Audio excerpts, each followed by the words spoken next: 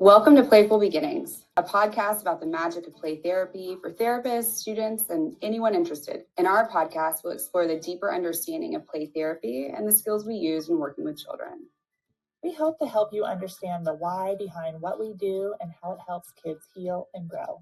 I'm Dr. Kristie Oviola, a working play university professor in North Carolina. I'm Dr. Maggie Parker, a play therapist and professor in DC. Hello, Kristie. Hey, Maggie. How are you doing?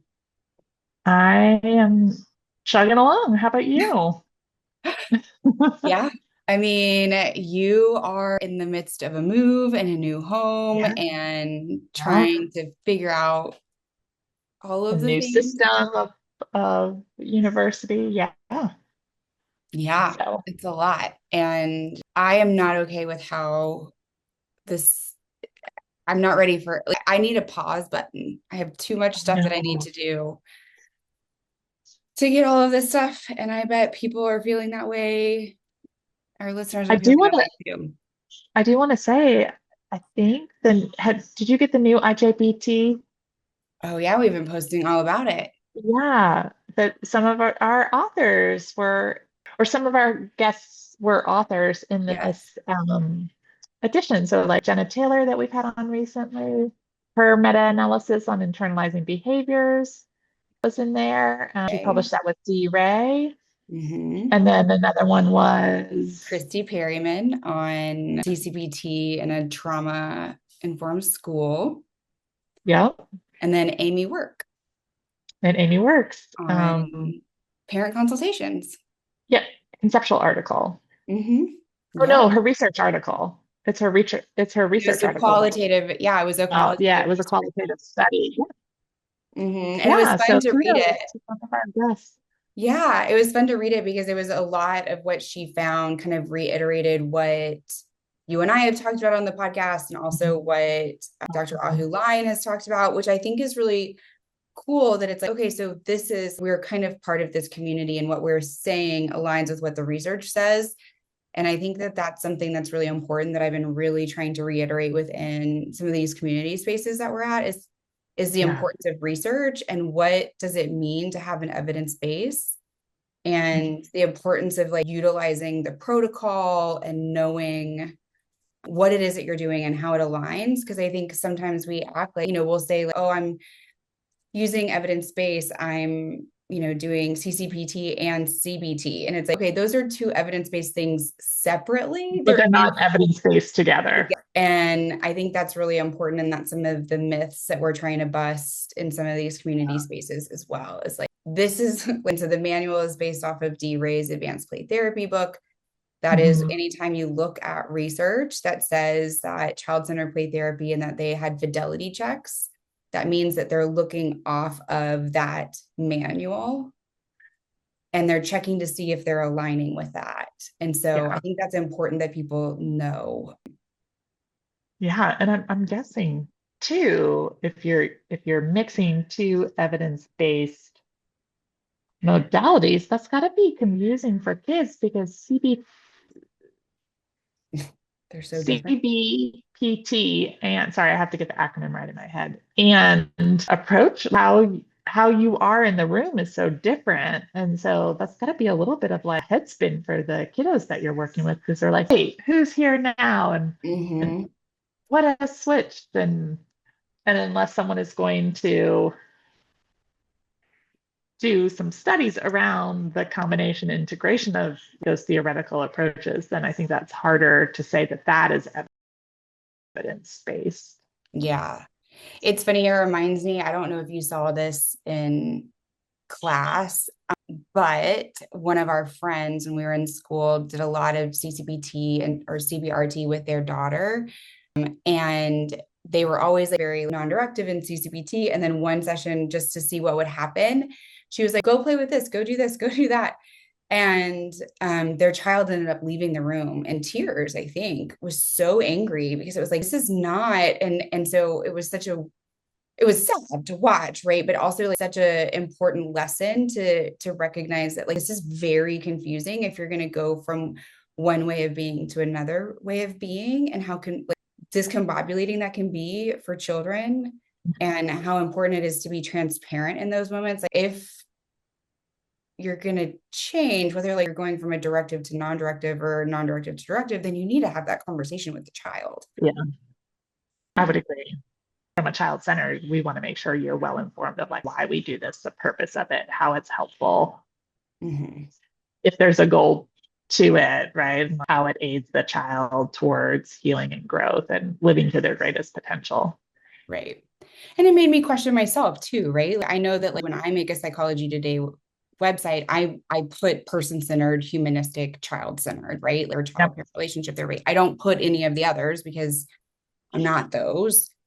And so I think I see a lot of times that people, I'm CBT and DBT and blah, blah, and it's like, wait, hold on. So what does that really And mean? I think some of those can work together. Align. CBT and DBT Challenge. do go together. Yeah, one is the second phase of another one, right? Or the third Right. wave of another one.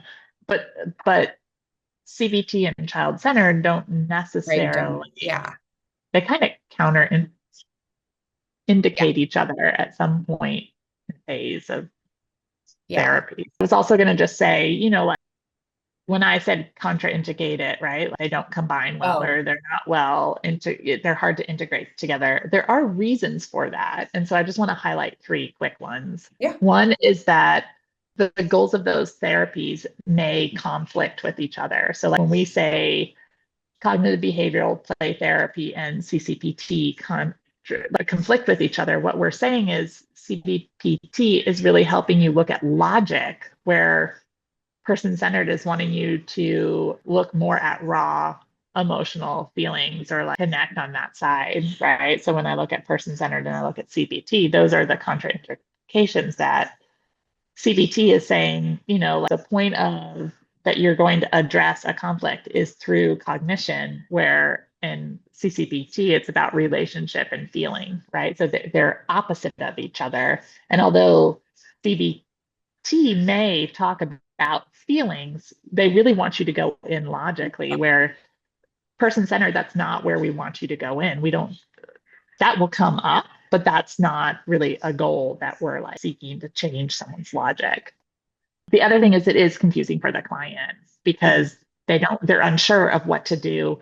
Also, how are you going to show up each day? So when we speak particularly about play therapy, if I'm allowing you to be the one directing and then all of a sudden I'm taking direction, the kid is kind of like, wait, what? I thought I was in control. You said I got to choose. And now you're saying I don't get to choose. Is this truthful from you or not truthful? So the next time you come in and say you get to choose, they're going to be like, is that really true? Or are you going to take control here in a minute? Mm-hmm. Right. And that could feel punitive to them in the session. Would hard And trust. yeah. And then the last thing is actually the two things can cancel out progress for the other. So as we start to like conceptualize progress in one and then we take another approach, it may cancel out the progress that we were already seeing Right. because now we're conflicting. This is why Right. we don't encourage clients to have two therapists. Yeah. Right? It's because that can conflict and like change the structure and the goals and the direction of the client and like what to focus on. And those two things may clash instead of mix well together. So that's kind of what I meant by contraindicate it. Well, and I think also when thinking about the two theories and how they are Mm-hmm. is that one, child-centered, has a belief system in the child's innate capacity and that we don't need to direct or teach. And Yep. I think often CBT is very much about like, this is an opportunity for you to learn and for me to teach kind of how these things interrelate. And I'm not saying like one's better or worse, one's better for me, Yes. right? This You was, align closer with one than the other. yes, I don't do good. I'm Mm-hmm. not a good CBT person. I'm not good at it. I'm also not good at it when I go for my own therapy. I'm like, I know what you're doing. I see it. Don't I know. know. I already can make an anxious journal. I have one written and printed in my brain. Right. So I And think like I don't that, want us to sound like we're picking on no, CBT I think it's and just, CCPT. I think what Maggie is saying, right, like each approach takes their own way of how to do the therapy. And what you need to make sure you're aware of is like, what are those approaches? And Right. those that do combine well often target the same thing. That's Right. why DBT and CBT work well together sometimes, is because they're both going after logic. And so Mhm. they're easier to integrate than CBT and person centered. And I think like I do want to be very clear. Like, I'm not here to neither of us are here Oh, to try and pick on CBT. I think no, CBT is no. easy to identify because it is so well known Mhm. and it is so kind of visual. It's kind of the standard of care, right? It has the most evidence base surrounding it. If you go to a pediatric, well, I mean, insurance companies love CBT. Yeah. Insurance companies are going to pump things out about CBT. Pediatricians are going to, like, majority of people are like, standard of care is CBT, right? And even if you look, if we're really honest about when we look at like, evidence-based practice, that is like, I think it says evidence-based and ours is promising, right? So there is some little bit of distinction. And that also means that you have to do CBT to fidelity, Yeah, you right? have to follow the manual. You're following the manual, which I don't think we always do. And it's also a belief system. Yeah. And so it's easy to kind of identify CBT also because I think it's fundamentally different. But like, I would love if we also had a conversation with, Eliana Gill on her approach, or Mhm. Dr. Delina Dillman Taylor on Adlarian, or if Kristen Meany Wallen or who, or Terry Cotman. I mean, so we're all going to be different, right? And I'm not here to say who's better or worse. It's just that it doesn't work for me. But But I do think it's helpful for us to be thoughtful of those components of, the idea of what does it mean to integrate and why does that work or does not work well with CCPT? Because there is a reason you'll hear us say we don't integrate often, if at all. And Maggie, why is that? What we does don't know. Roger say? Oh no, I don't know. I'm not a good student. Yes, What? you do. Roger says that the conditions, those six core conditions, are necessary and Oh, yeah. sufficient, The relationship is right? both You know this. necessary and sufficient. Yes. Yes. And so that's why you don't hear us talking a Yes. lot about integration within this theoretical approach, is because if you really believe in CCPT, you believe this approach is necessary. And so does every other theory. Just so you guys know, Yeah. all the other theories also believe those core conditions are necessary. But what they don't believe is that it's sufficient. Right. And that is the switch from um, that really stands CCPT out from the other approaches, that we Except, believe the relationship is the true healing factor. yes. But yeah, and thinking about like just I think when we're looking at what does it mean to be child-centered, I think a lot of people, I think that can mean different things for different people. And there are a lot of people who train CCBT differently, but I think it really is, if we're looking at it specifically from this evidence base, it's like, how are we using that protocol within our sessions? And how are we using these skills and these underlying Mhm. belief systems within these spaces? Yeah. I think as a clinician too, I'm sitting here wondering for the clinician what switched for the need to move to a different modality. I just have a lot of curiosity about why the switch. Yeah. Does it feel like CCPT is you need more than CCPT, and therefore you're switching because CCPT doesn't feel enough in that moment? And if that's the case, I get it, but then are you really doing CCPT? Because I think those of us that are child-centered clinicians have the framework that this is enough. And yes, there are moments, and I would not, I want to be honest, there's times I question it in session, but it doesn't mean I jump ship and switch theories. I still stay with CCPT. I don't throw anything else in there because I do believe this is enough. And sometimes that's more of what's happening in me than it is with the child. Or it could be, and I don't know if you have found this, Maggie. I know I sometimes have felt this in session, that sometimes I feel like it's Groundhog's Day in session, Mm-hmm. where it feels like repeating the same session over and over and over again. And I remember getting supervision on this when I was in the both the master's and the doctoral program, just to say like, and really what it was is that like my need for things to move quicker than they were moving was like interfering with my ability to be fully present in the session, fully present with the child in the session of where they are and addressing what my need is in that moment, or potentially a need of someone else that's being like, projected onto me. So maybe a parent has a need or a teacher has a need that they're wanting something to change quickly for this child. And with a deeper look, things were changing with that child. They just weren't changing as quickly as maybe adults in those environments wanted them to change. Yeah. I think it's like hard to decipher. I think I've heard from Mhm. a lot of like, the feedback that I'm getting is people hearing these things from supervisors.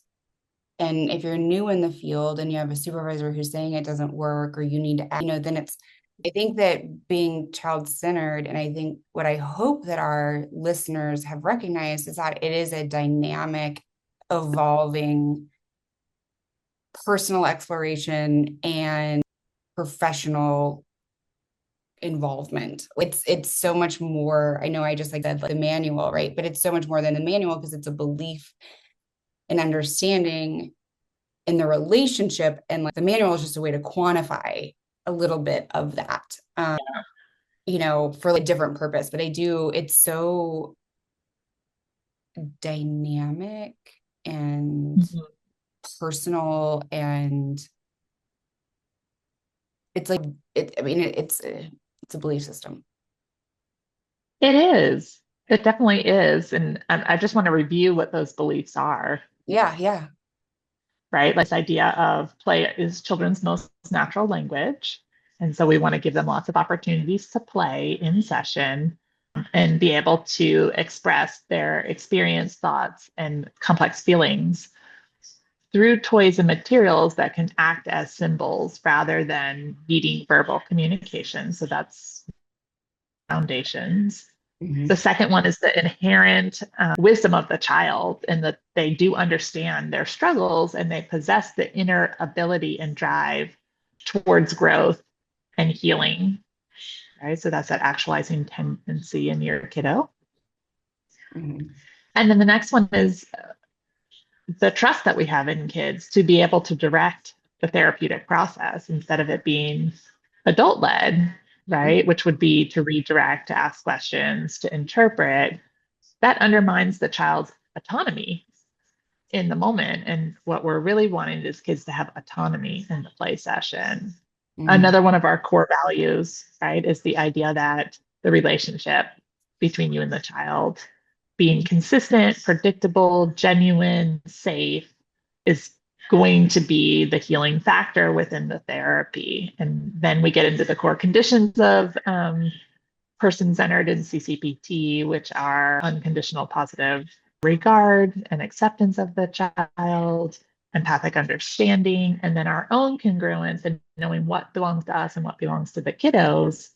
And then lastly, what I would say is this idea of process over outcome. So it's really the ability to allow the child the space and the time to process what's happening, which may feel repetitive, right? Yeah. Because kids, as they're problem solving, they may need to problem solve several times the same way, different ways, alternatives, right? But giving them time to like really play that out can be really helpful.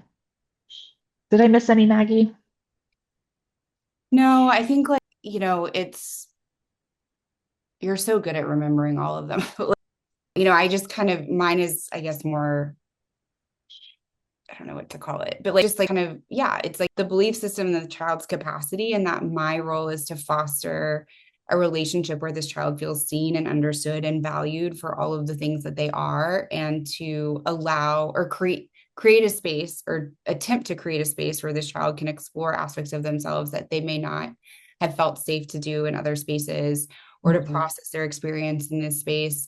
And so like, that's where I'm like working really hard, and that I'm trying to facilitate that or create that by the use of those skills and by the use of myself, which I think is even harder. Like, how do you quantify that I'm being genuine? How do you quantify that you're being authentic, or that you have unconditional positive regard? I don't think that's really hard, but like, yeah, just trying to just that belief and trust. And I always think about the quote, I say it all of the time, but if I accept you for who you are, I give you permission to change.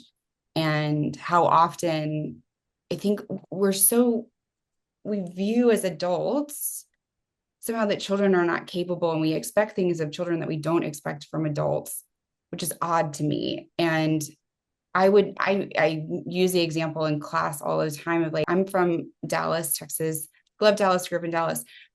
But if I go back to Dallas and everyone's like, hey, how are you? I'm not going to be like, well, I'm probably not going to tell the truth because I don't have that trusted relationship with them. Whereas like, if you were to ask me how I am, I can tell you the truth. I can be authentic and genuine because I know that we have that relationship and you accept me. And so people aren't like talk about the things that are really happening in their lives if they don't have a trusted person. And they're definitely not going to do that if we like tell them like, well, what did you do wrong? What could you have done differently? Well, I'm never going to talk to that person again. Yeah. I also, as you were sharing that, Maggie, I was also thinking about, right, like from your quote, I can only feel safe enough to make changes when, right, I'm Mhm. in a relationship that fully accepts me. Yeah. And from a CCPT perspective, my goal is not to change the child, No. right? It's to No. unleash their inner potential and to allow them to move to self-enhancing ways of being is really my key goal in that. And that may mean change for the child. And it may mean more understanding from me to understand why the child responds in the way that they do. And so that was the only thing I Mhm. think. And I love that quote because I really do believe that a child won't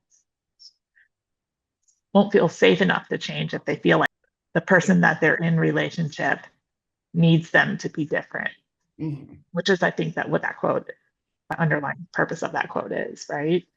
And I don't need a child to be different No. when I'm in a relationship with them. No. Yeah.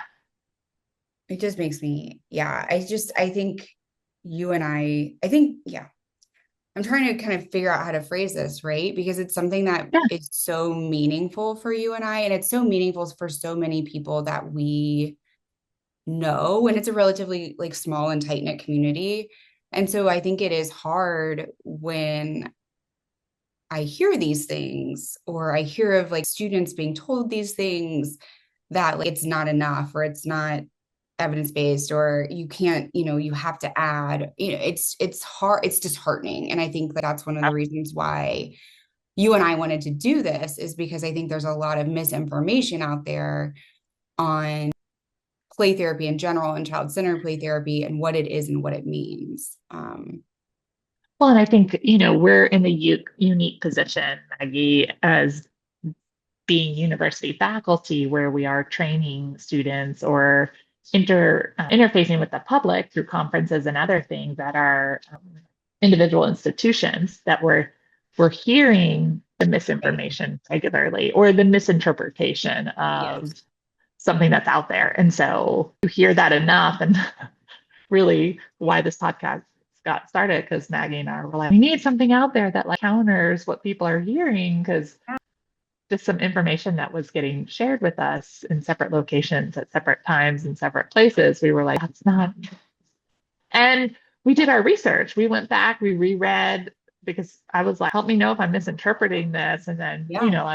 I went back to Art of the Relationship. Look, Maggie said, let me look at Advanced Play Therapy. Let me look at Cochrane's book. Let me look at, I was looking at Yeah. multiple resources to figure out, am I the one who misinterpreted or is this getting misinterpreted to the public? Hmm. And unfortunately, when we misinterpret it to the public or, seeing kids and they think they're getting CCPT play therapy services and they're getting something slightly different. The Hmm. next therapist that comes in that wants to do CCPT, it's harder because they're now having to overcome the misinterpretation of things in the field. And so, or parents aren't even willing to try CCPT again. And it may not be the right approach for every kid, but if it's not being done to fidelity, then there's a problem because then we don't know if it's the right approach or the Yeah. wrong approach for kids. And I think that's really why I know in my heart, that's why I wanted to do this podcast because I wanted a place where people could come to get solid, good information. Mm-hmm. Yeah, all of those things. Yeah, I'm trying to think if there's anything else. I don't think so. Mm-mm. I got tired all of a sudden. I know. Wore ourselves out.